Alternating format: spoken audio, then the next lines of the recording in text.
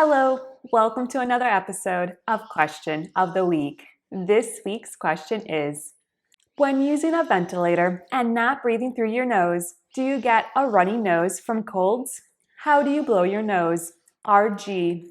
Thank you so much for your question. Yes, when on a ventilator, a person can still get a cold.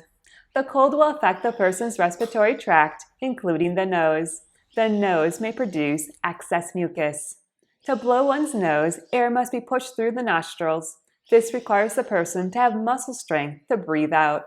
Some people who use ventilators will not be able to blow their noses because they do not have the muscle strength to blow air through their noses. Also, if a person has a cuff on his tracheostomy tube, the cuff must be deflated to blow his nose. If the cuff is inflated, air will not be able to travel up from the lungs and through the nose to push the mucus out of the nose. For me, if I get a runny nose, I have to deflate the cuff on my tracheostomy tube. Then I blow my nose by pushing air up my airways and through my nose. If I leave the cuff on my tracheostomy tube inflated, I cannot blow my nose.